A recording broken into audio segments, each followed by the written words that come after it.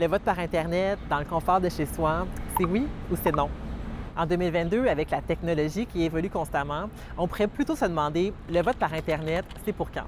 Mais Élections Québec s'est penché sur la question et souhaite lancer un projet pilote en 2025.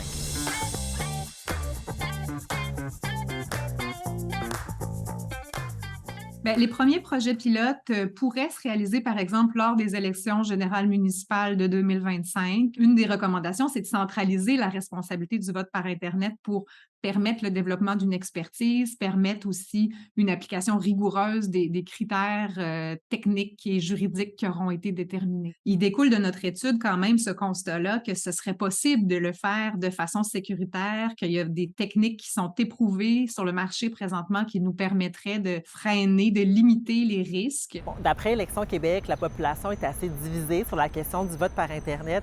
C'est polarisant.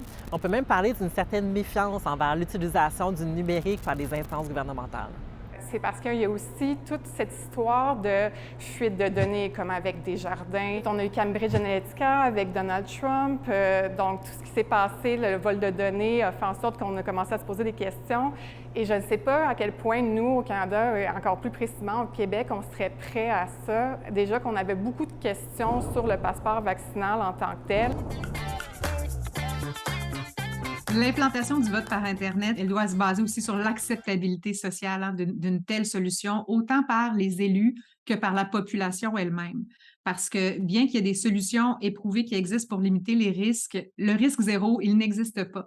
Et on a d'ailleurs fait une première consultation publique en 2019 lorsqu'on faisait l'étude notamment des expériences à travers le monde. Ces consultations-là nous ont permis de constater qu'à l'époque, l'opinion de la population était divisée.